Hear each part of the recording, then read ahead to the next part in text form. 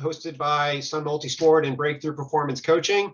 So we're going to do some brief introductions, and then, as I said, we'll just run through this from some pre-event stuff right on through swim, bike, run, and post-event. So again, I'm Mark Walter. I'm with Sun Multisport Events. We have, in addition to the Patriot Half, we have other triathlons here in Massachusetts, including the Whaling City Triathlon, Cranberry Tri-Fest, and Pilgrimman. We also have a trail race series, and I have been the race director for the Patriot Half since year one. So I think this is year 17. So we've been doing this a long time. I'm also very fortunate to have a really solid team that, on average, members of my team have probably, been there to help produce the event 8 or 9 times. So we got a really seasoned team. We've been at the venue for a long time, all those years. So, we feel like we've got it pretty well dialed in, but every year is new, every year is different. And certainly last year was different. And we're excited for the big day. Jeff, you want to introduce yourself? Yeah, sure. My name is Jeffrey Capobianco. I'm a coach with Breakthrough Performance Coaching. We are a local coaching service here in Massachusetts, although we do have some coaches in other states and some athletes all across the country and in a few around the world. We mainly focus on endurance athletics with a particular focus in long course, or at least my particular focus is in long course triathlon. That's me sort of a lifetime ago with a 1,000-yard stare. Hopefully you don't look that out of it as you're coming across the line at Patriot, and that'll be our goal to sort of get you there. So if you're using our plan that's up on Training Peaks, that's available to anybody free of charge. And if you have any questions along the way for me or for any of our coaches, please just reach out. Don't feel like you're bothering us in any way. We're here for you guys, and we want to support you through your entire journey. One of the things that happens, this is a static plan, not that matters to you, other than if you load this plan not on the first day, you miss what was written on the first day. It only loads from, it picks that date of the Patriot and loads everything back. So you may have missed a few comments about rate of perceived exertion or about training zones. So if you have questions about those things, we can either address them tonight or you can shoot me a message offline and we'll get to it for sure. All right. Thanks, Jeff. Yeah, we've been working with Jeff and his team of coaches for several years. They're our official coach, and they really do an awesome job. So definitely, Jeff's being very sincere when he says don't hesitate to look him up. He definitely wants to see everybody help and succeed. So training. So that's probably first and foremost as far as pre-event. So Jeff touched on it a little bit already. Maybe Jeff, you want to go through a little bit more, like maybe who's sort of the ideal person for this, because there are various levels, and maybe go into a little more depth on the specifics of the training plan. Yeah, so the training plan is available now. It's up on Training Peaks. It's most likely linkable from the Patriot or from Sun Multisport website. Yeah, Mark? Okay, yes, perfect. Right, so that's the URL we created. You should be able to get in there and load that plan. You do need to have a Training Peaks account to do so. It's a 20-week plan. It's geared sort of to the first time, to the beginner. That's not to say that it can't be scaled up or scaled down if you don't have the time available to put into it as it's specifically written. It's pretty much a 6-day-a-week type plan. There are a few sort of key sessions to it, really that long Saturday ride, which again, doesn't need to be done on Saturday. This was written assuming folks work a 9 to 5 or a weekday, Monday through Friday type job. So if you don't work that kind of job and you want to move some workouts around, I think that's totally fine. We generally don't like to put back-to-back hard days together, but occasionally we do. And and really consistency is king when it comes to long course triathlons. So make it work within the confines of your life rather than trying to do everything as written and try to fit your life around it. Have this plan fit into your life. So if you're a more advanced athlete and you do want to scale things up, you can either add 10% to the plan. I hesitate to put any specific numbers, although I just did, because it's really where you are now with your training and what durability and endurance you already have. It could be you were a great 5K runner in high school and you may have done nothing along the way. And this, I guess it should be individualized to you, but that's who we wrote this for, is that beginner to first timer to get you across the line healthy. So we do encourage you to start this plan early and be consistent through it so that you do build that durability as we go through. Don't skip weeks 1 through 10 and just assume that weeks 10 through 20 are going to get you through it. Anybody have any, specific questions about that training plan or just their training in general right now that, kind of a burning question anyone wants to get off their chest?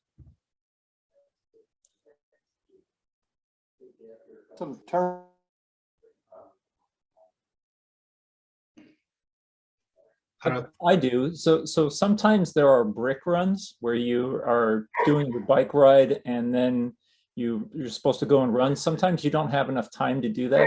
How critical are brick runs to be back to back opposed to splitting them up in the day, like the bike in the morning and the run in the afternoon? I think it's totally fine to split them up. I do think it's important to do a couple of workouts where you do run off the bike, in particular, the race rehearsal workouts that come later. Those come generally within about a month out, where everything is now you're into a real race focus where everything is about being race specific.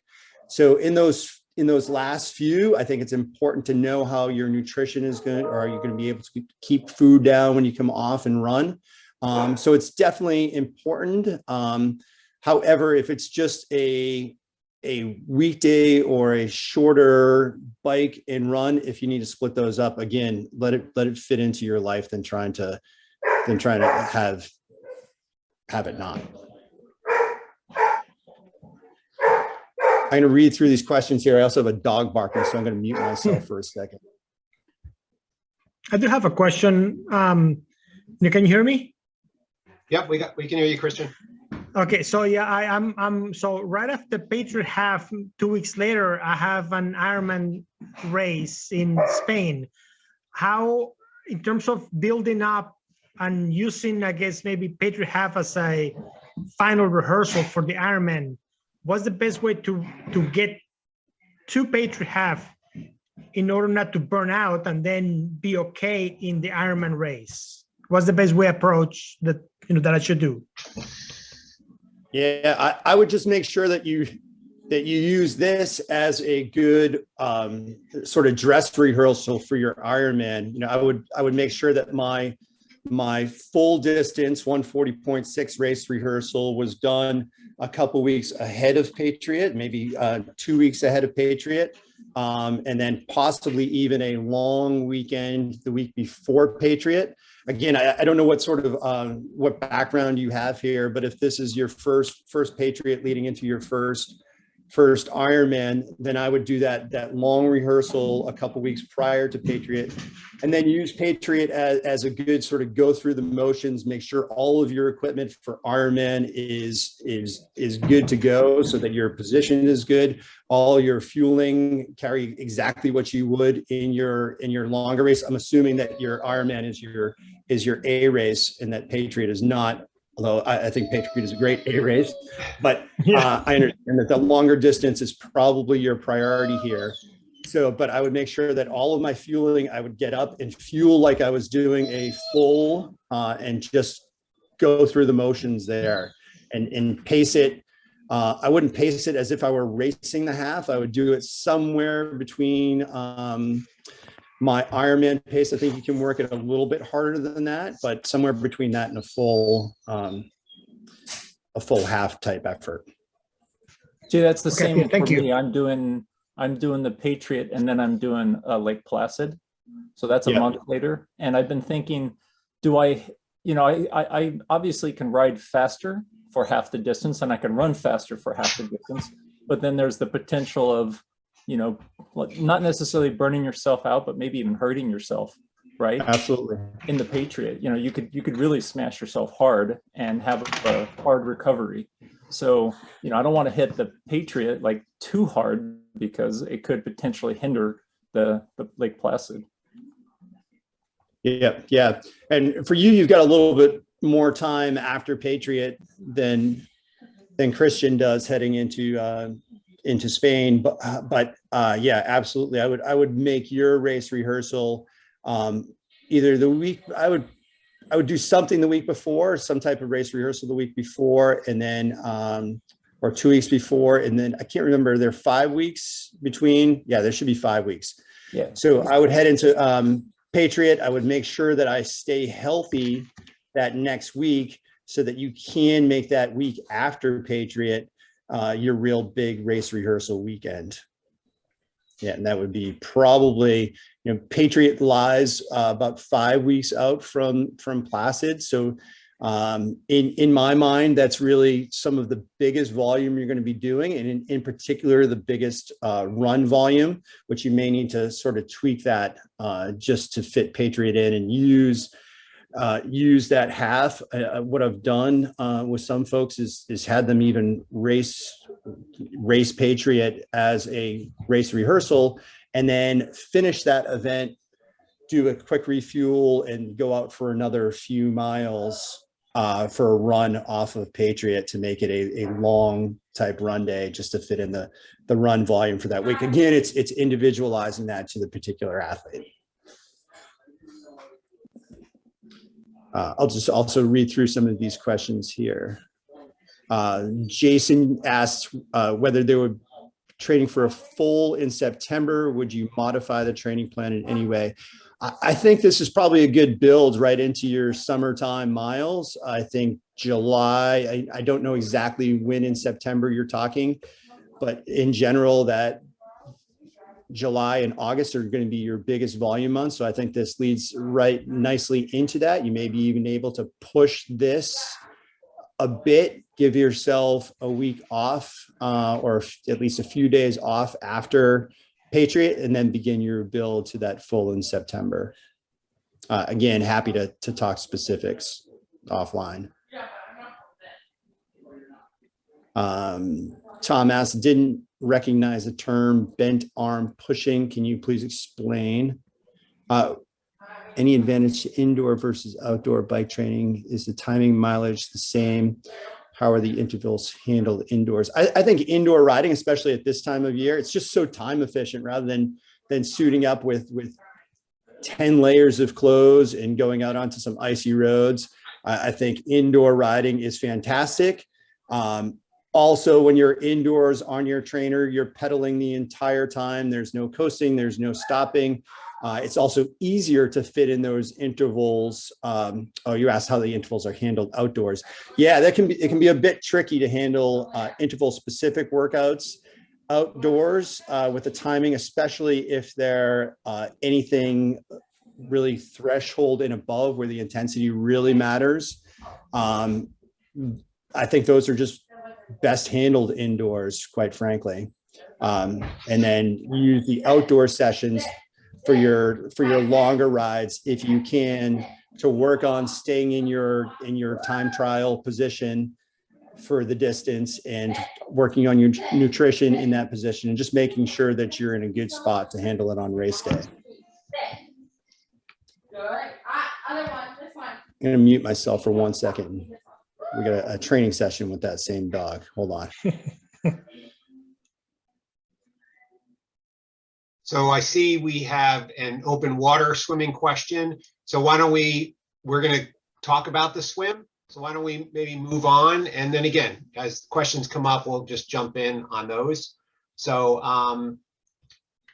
you know, I'm going to mention, kind of talk to some of the logistics pre-race, just because these are some of the most common questions I get that I'm addressing. So we do offer packet pickup prior to race day. We actually had 2 sessions around Boston in 2021 that I really liked. So we are looking to do that again. And then there would also be on the Friday before the race, as well as race morning. So, you know, if you're coming in from out of town and you're just not going to be in the area until potentially, you know, after packet pickup ends on Friday, which typically ends at 7, you can still bring your, you know, pick up your packet that morning. Athlete tracking is another popular question we get, you know, obviously for spectators. So we do have athlete tracking. All those details will, you know, be covered in the athlete guide, you know, as we get closer to the event. But you can certainly let people know that there will be ways for them to be able to track your progress on the bike and run course. So they'll kind of have an idea of where you are, when you might finish and all that. And there's like an app that we use or we have used in the past. We're always kind of looking at new and different options each year. So I'm not sure what we'll be using in the year ahead, but we'll definitely have athlete tracking. And then another popular question is around bike racking. You do not need to drop your bike off at the race site the day before. So you don't have to worry about that. But if you want to, you are welcome to do that. We do have security there through the night. And, you know, we're about trying to make it easier for you as well as for us. So, you know, the more bikes we can get, you know, into transition the day before, that's just less, you know, bike checking the morning of the event. So that will be available for people that want to take advantage of it. And again, all of this stuff will be detailed in the athlete guide. So here's a look at the venue. So for some of you that have been to the event before, you may be a little more familiar, but for those that aren't, this gives you kind of a nice oversight of the venue. So on the left side here, you see where transition is. It's right next to the water, right next to where the swim finishes. So that's ideal. And then you've got this west parking lot. So if you arrive early on race morning, that is the perfect place to park because as you can see, it's a stone's throw from transition. The only issue is that you can't leave before 1, which generally is not an issue for most people doing the triathlon, unless you're, you know, planning to finish, you know, in like, you know, 4 hours or 5 hours, you know, then you're cutting a little close. But obviously we have a big post-race lunch and buffet and all that good stuff. So most people are fine being there till 1. The reason why you wouldn't be able to leave is because, as you can see here with this, we have bikes coming in. That's the blue line, the bike in, and then the run out is here too. So we've got a lot of traffic there up until 1 o'clock. If you are looking to get out early, a good place to park is over here on the east side. All of this will be marked with signage, once again, covered in the athlete guide, but again, it's one of those common questions. Everything's, you know, it's a pretty large venue, you know, the east and the west side, but most of it's here concentrated on the west with the transition, finish line, packet pickups right in this area, and then you can see the swim start.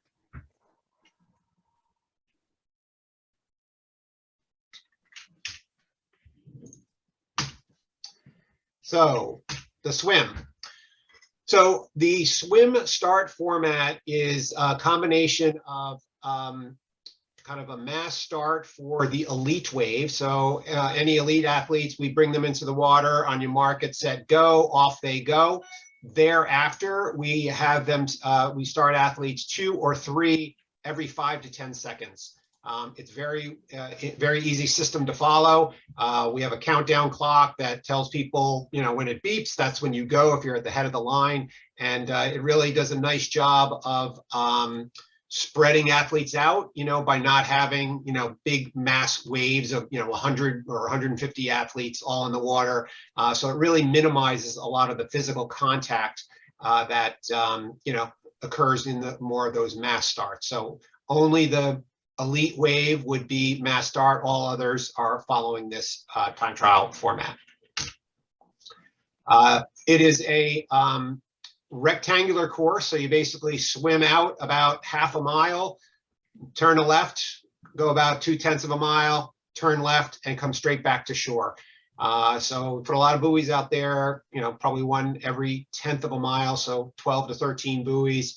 You can kind of see at the end here, there's a yellow triangular one, so we always do something to differentiate the turn buoys, and basically you got to stay outside the buoys. We have plenty of lifeguards and a watercraft on course to support you and keep an eye on you and make sure you get around the course safely.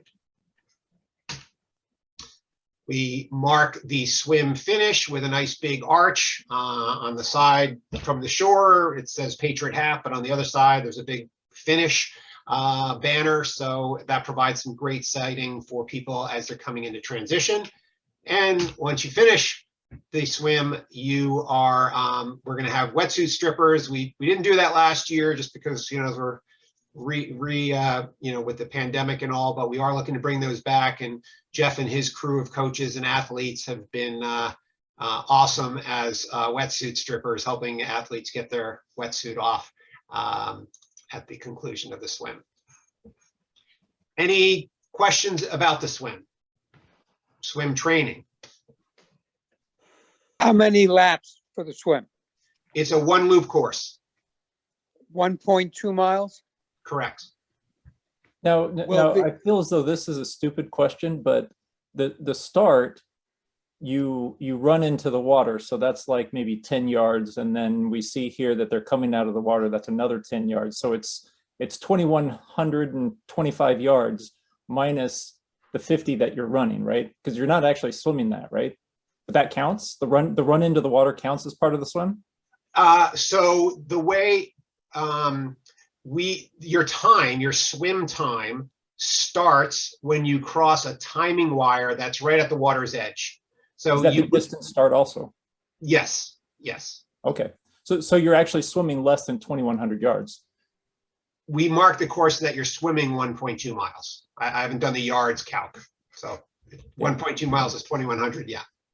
Yeah. Okay. Anything else on the swim? There are a couple of questions, Mark, as to, did you go over the 2x2 timed entry? Yes.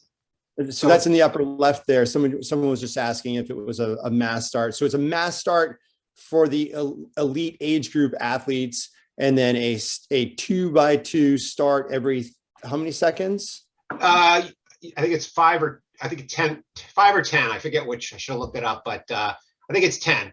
It's either 2 every 5 or 3 every 10. Okay. So, but again, that'll be documented. It won't be, you won't need to figure that out. We literally have a countdown clock, and it's red light, and then it counts down, and then it beeps and turns green. You go. It's pretty idiot proof.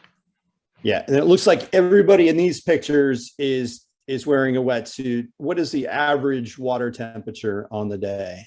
Yeah, usually, knock on wood, quite beautiful. I have it posted on the website. I believe it's like we've averaged like low 70s, high 60s, like in that range. So it's generally pretty nice. The other thing you'll see is it's also historically been very calm waters. This is in Long Pond, the largest freshwater body of water in Massachusetts. I mean, literally some mornings it's like a pool. There have been a couple of times where it's a windy day and, you see some small little white caps, but the large majority of race days have been pretty calm water swim, kind of like what you see in those photos. Yeah, it is one of the best swims ever. It is fantastic, calm, great water, wetsuit or not wetsuit. It is an amazing swim. There's always one individual, one crazy that will go out in just a Speedo, but yep. Most people, yeah. All right, I think that covers that, Mark. Okay. All right, on to the bike. So the bike course is 55 miles, so it's just a hair short of the 56.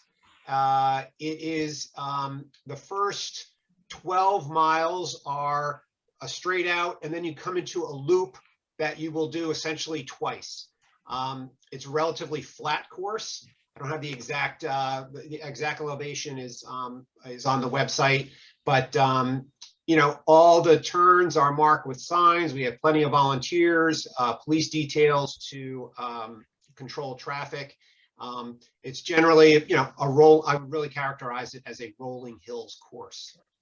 There are two key spots on the course, however, where you really want to be aware, and we do everything in on our side to make you aware, but you got to, you know, there's self-responsibility as well. So the first part is what I call the merge. So at mile 12, cyclists will be coming along Long Point Road and turn left onto Marion. That's where you enter this loop I was describing. So what that means is you're going to come back through that intersection at around mile 33. So for people that are more back of the pack, you know, you're going to merge with cyclists coming through to start their second lap on your right. Those that are more the front of the pack, you know, that get out in the early wave, that are fast bikers, you're not going to have that merge on the right. You're going to have people coming at you, the red arrows from your left. So, you know, again, we have plenty of signage there, volunteers. We create a little cone line to help delineate, you know, the black arrows from the red arrows once on Marion for a short spell. But it's just, you know, it's just one of those things you just want to be aware of. And another landmark, if you will, is this is right after the first bottle exchange station. And I'll talk more about the bottle exchange stations in a second. The other key spot is where I call the split. And what you see here in this photo is exactly what you'll see at the split. And as you can see, the road forks right and left. When you're coming through on your first loop at the 28-mile mark, which is where this is, you're going to go right. When you're coming through the second time, which is mile 49, you're going to go left. So again, we've got this very well marked with signs, volunteers. It also comes right after a bottle exchange station. So, you know, there are all these flags in place, support in place to make you aware, but, you know, this is the kind of thing we just want you, you know, as you're coming on this and you see the signage, just take that little extra pause to just make sure you're doing the right thing. And, you know, if you have to slow down and ask someone, like, you know, you can do that. So that's, these two intersections, the merge and the split, were part of the course last year, and it went very smoothly. We really had no issues. So but it's, again, you're always, we don't want you to feel surprised by any of this stuff come race day. And then bottle exchange stations. So we have the first bottle exchange station is at just about mile 12. And then you'll hit that second bottle exchange just before the split. So you'll hit that one twice. So there are essentially 3 opportunities for you to fuel on the bike course. We offer, we'll have water and endurance Gatorade. That's the plan.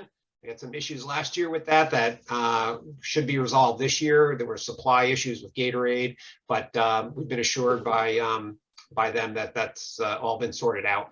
And there's also a porta-john at these locations too. So if you need to make a pit stop, that's available to you. Any questions on the bike? I do. The Ironman, when you read the rules, they're really maniacal about drafting and penalizing, and you have to go off to the side of the road and sit in your penalty box or whatever. What's the rules about drafting on the Patriot? So you cannot draft. This is a USAT sanctioned event. We will have officials on the course. We will not have a penalty box. I think that's more of an Ironman requirement, but we will have officials there. We do assess penalties for drafting, and it would be the kind of thing that you would see it in your result at the end, where you got like a 2-minute penalty or a 4-minute penalty, depending on the infraction and the number of infractions. Any bike cutoff or swim cutoff times? Yes, the swim cutoff is 9 a.m. and the bike cutoff is 12:45. So those are absolute and not corresponding necessarily to the chip time when we started.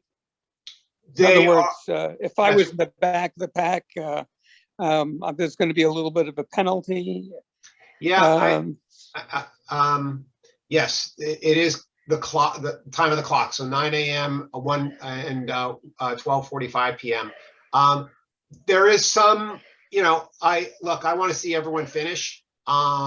So, we'll take into consideration certain things.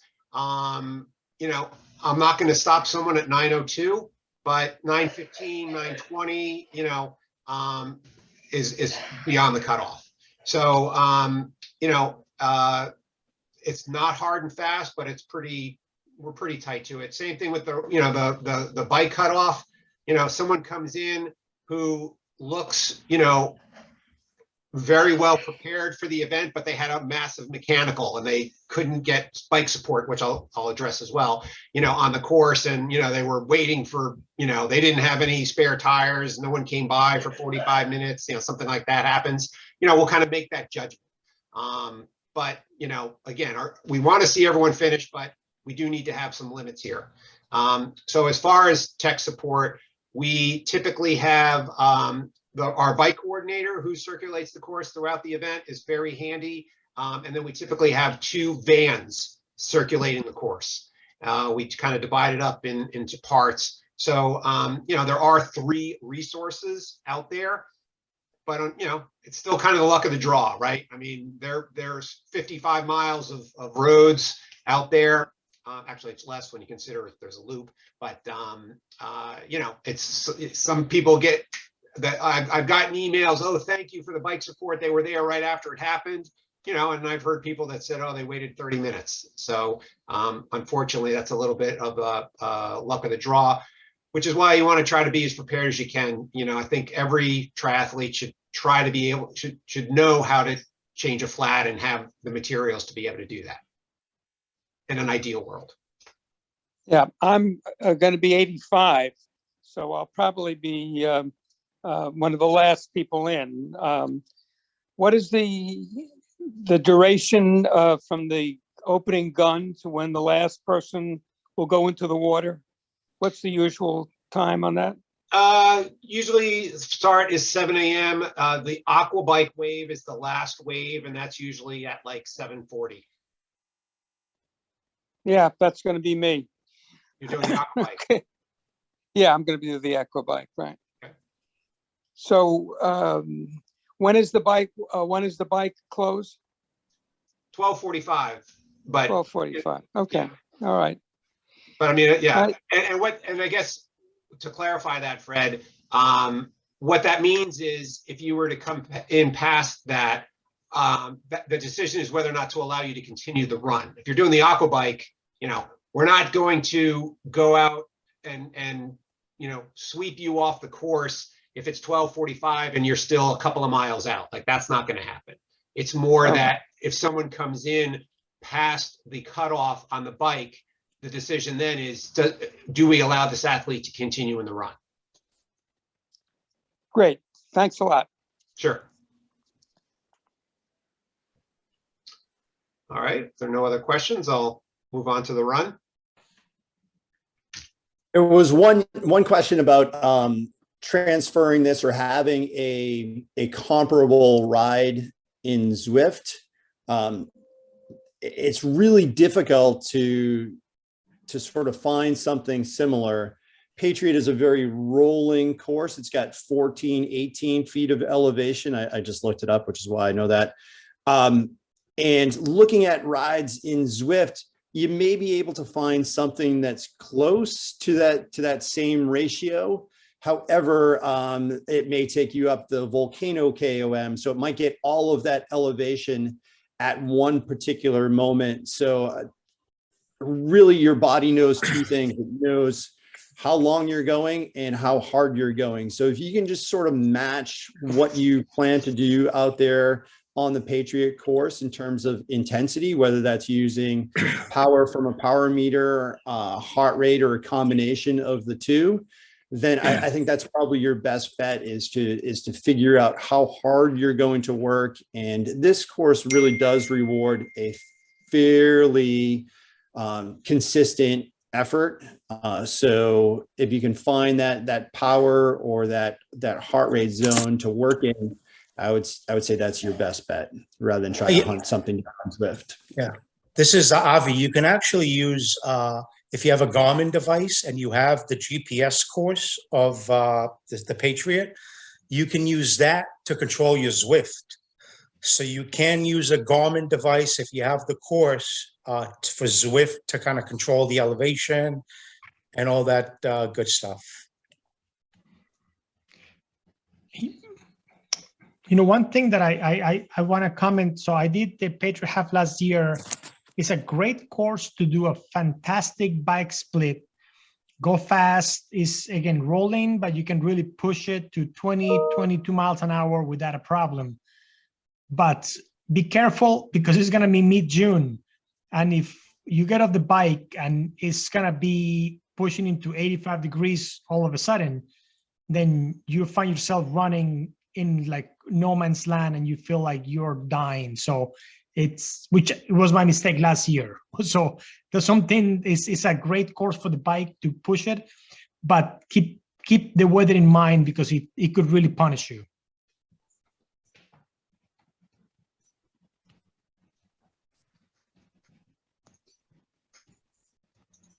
Okay, so on to the run.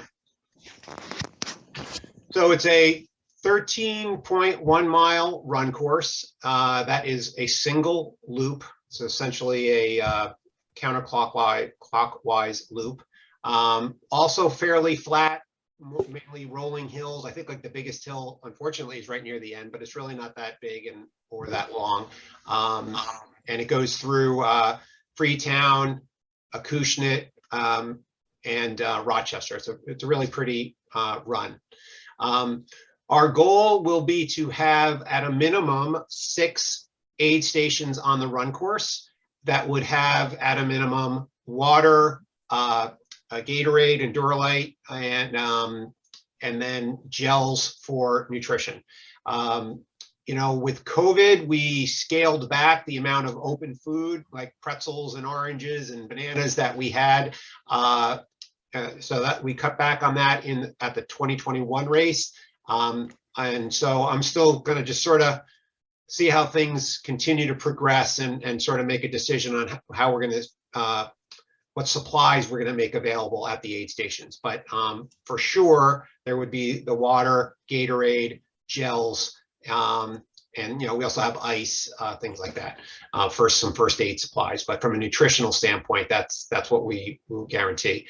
And again, goals to have a minimum of 6. You know, we volunteers have been a little harder the last couple of years. We used to have an aid station in every mile, so 12 aid stations. I certainly have that as I'd love to get back to that, but at this point, I just want to set the expectation at 6 and you know, look to go over that. Everyone wonders about porta-johns. There will be 4 or 5 porta-johns on the course. This is me in the glorious role of a race director moving porta-johns at one of our races last year. It's the only porta-john picture I could find. So you know, we do put those out on the course. We have as I mentioned, they're at each of the bottle exchange stations on the bike. We'll have about 4 or 5 along the run course. The athlete guide will specify exactly where they are, so you can kind of plan that out.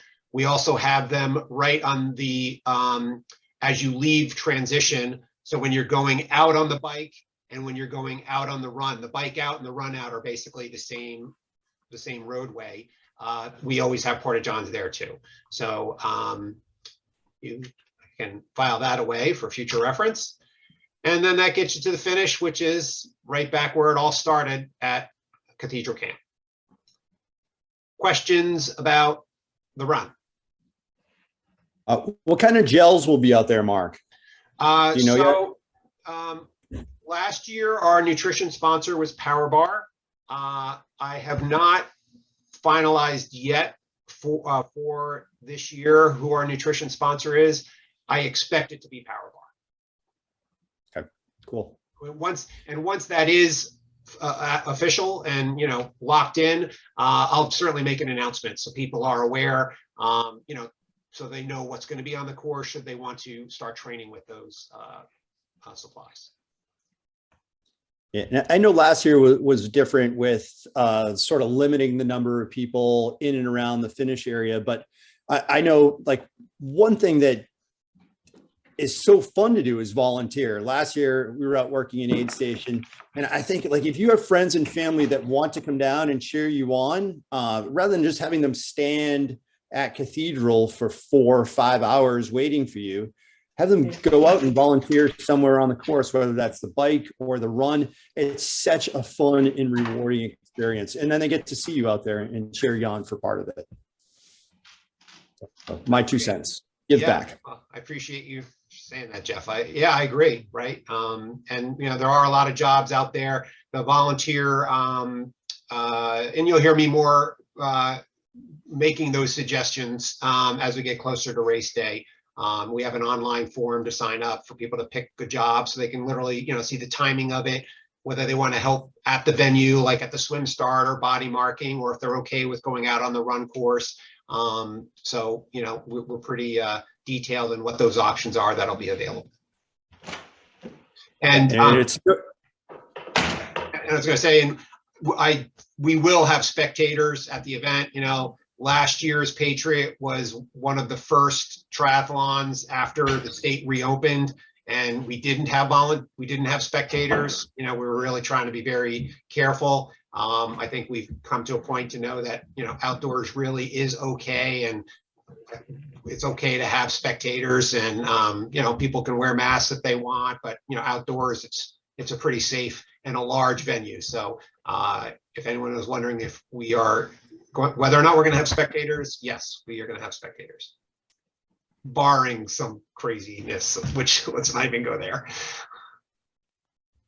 And then as Avi asked, what year did the bike course change? Last year was the first year with the new course, correct? Yes. So if you did it in 2019, it was the old course. Correct. And then as far as parking goes, once the race has started, can people still get into that east lot? They can, yes. I know we limit, there's a point in time where we don't want people coming in and out, like around the heavy time where runners are coming back in. But we have also secured parking across the street. There are a couple of lots across the street. So I forget the exact timing. We do have some limitations in there because it gets a little tricky at that east corner when we have bikes coming back and the first runners are crossing, and there's a period of time where we don't want cars coming in, which will, again, that'll be kind of spelled out in the athlete guide. I saw there was a question about some overlap at the end of the bike and run from Paul. So Paul, there is no plan at this point to make any changes, but I would love to maybe connect with you offline to get a little more detail on that feedback. That's the first I've heard that. So, I definitely would like to hear you out on that. And then about lodging, Mark, is there a designated hotel or a discount or group rate? Yes. So I got some news today that my usual hotel we go to is unable to give us a block. So I'm a little bit, I'll be honest, I'm a little bit in scramble mode because we worked with them for 10 plus years, but they just is like, oh yeah, I mean, it's weird. I guess people are now, traveling more, getting out more, tournaments that, maybe were on hiatus. But, the Fairfield Inn in Middleborough was kind of our go-to place for many years. And they're basically said they have very limited inventory at this time. So there are other hotels in the area, the Holiday Inn Express, the Hampton Inn Raynham, there's a Marriott, there's a Marriott in Raynham. So I've got feelers out to a bunch of those to try to get, a special deal. If this is something that, you're feeling a little stressed about, I would recommend just go to hotels.com and, book on your own, which just, if you want to, you can always cancel later, right? And get a refund as long as you don't, buy a non-refundable, make a non-refundable reservation. But that is something I am working on, and looking to get some word out on that pretty soon. East Freetown has been the destination of choice for Father's Day for me for the last, I don't know how many years. So I understand why they're filled up.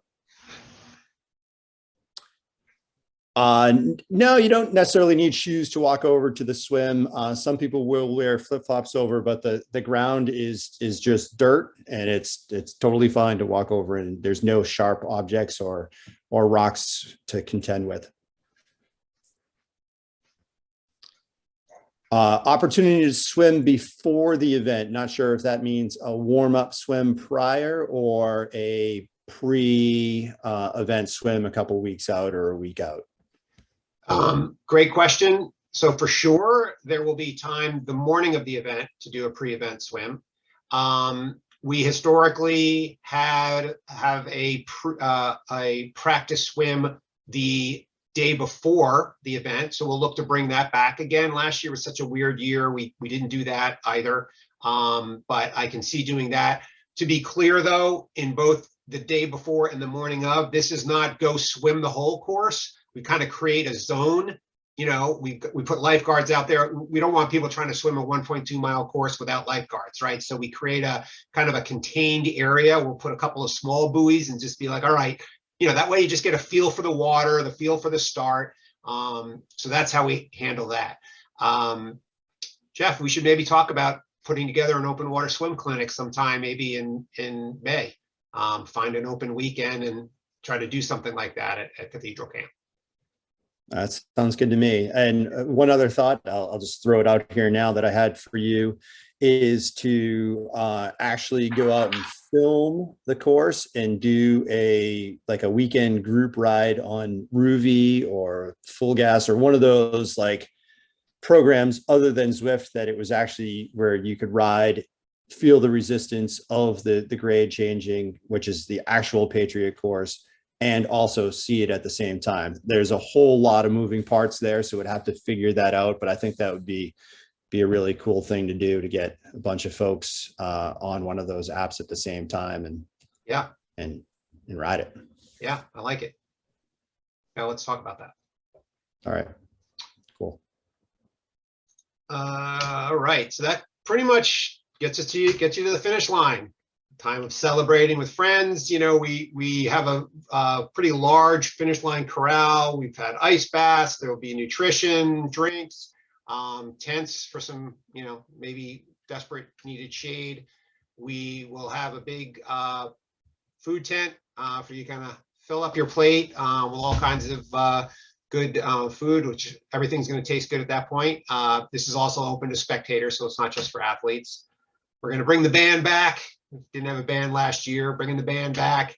And of course, there'll be awards. We do awards for, the top 3 in each age group, as well as Clydesdale, Athena, relays. Well, relays just the top team. And, we do have a $1,000 prize purse for those competing in the elite wave, which is distributed to the first and second place. And for the aquabike, we typically have a pretty large showing of aquabike athletes. We've been close to 100 athletes at some races. So we do break that up into 2 age groups, really just kind of cut it down the middle based on the age break. So I think it's generally been like 44 and under and 45 plus, something like that. Anyway, that's kind of our awards plan. And we also do giveaways, and there's DJ music, announcing. It's a fun scene. Another question mark in terms of bike stickers, any issue with somebody cutting the number so long as just to make it fit better, so long as it's visible on either side of the bike? Yeah, as long as it's visible, that's for that. The numbering system, well, there's obviously the safety if, God forbid someone is unconscious, right? Now we want to be able to see their number. Official needs to be able to see the number if there's an infraction so they can record that information. And photographs, right? We have photographers there. They identify people based on their number. If they can't see your number, they can't identify your photo. You get some free photos at the end of the race. So, there's some additional incentive to make sure your number is visible. And then in terms of post-race food, will the ingredients be marked for allergy info? Yep. We will have vegan and gluten-free options. And that'll be noted.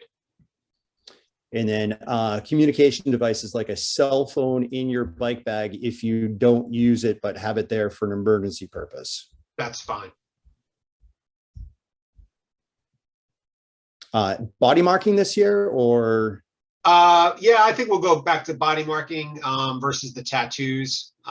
Tattoos are kind of a pain, honestly. They don't always transfer well. I mean, when the athlete does it themselves, that works much better. And a lot of people did it, but so many people show up race morning and it's, they're nervous. They just want to get to their thing, get into transition. Body marking really is kind of the old style is really a better way. So I expect us to stick with that.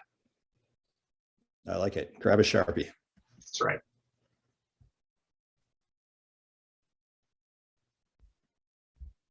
All right. Any more questions?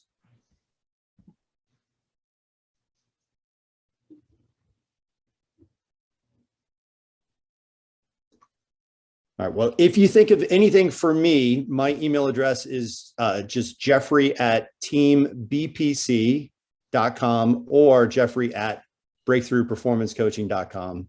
Probably the longest URL you'll ever type, but there it is. We made it when URLs weren't a cool thing, but who knew?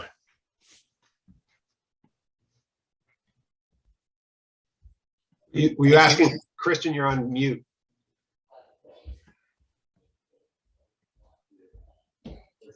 Did you have a question, Christian? Or maybe you're muted.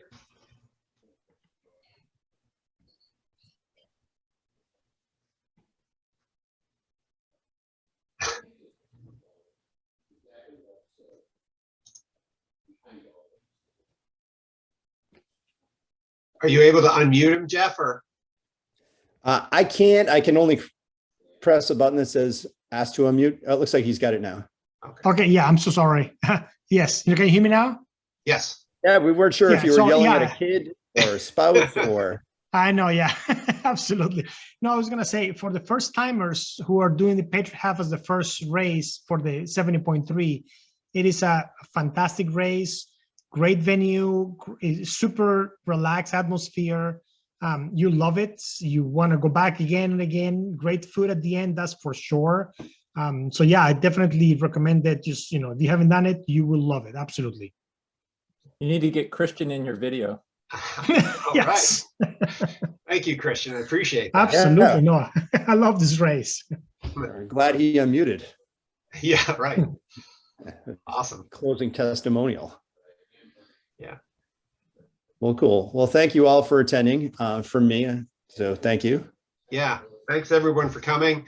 We still got 19 weeks, as Jeff was saying, so it won't be the last you'll hear of us. I think we will definitely put our heads together to try to make an open water swim clinic available in advance of race weekend to kind of give people some. Sue Sotier, who's part of Jeff's team, is an awesome swim coach. We would need to have her there for that, and I think we've done that in the past, and it's proved to be very helpful. So more to come on that, and again, more on nutrition that'll be announced when that's formal, and other good things are percolating. So we'll keep you pumped up and motivated right up to race day, and can't wait to see you all. Yeah, and I will say one more thing before we go. So if people have ideas of topics you want us to cover, whether that's from the race logistics side or from a coaching and training side of things, always happy to do that. Just need some sort of direction to take things in. I'd hate for this to be the last time that you see me and before you cross that finish line. So I don't want to just give you a plan and leave you out there to hang or just to follow it blindly for 19 weeks. So if you think of something that you want to cover, happy to do so. Just shoot me an email and I'll talk to Mark and we'll put it all together. Definitely. Yeah, or me. Well, thanks, Jeff, for being moderating. That worked out well. And thanks again, everyone, for attending and joining us here today. Okay, thank you, Mark and Jeff. Absolutely. Thank you. Thanks. Have a great night. You too. Bye, everybody. Bye.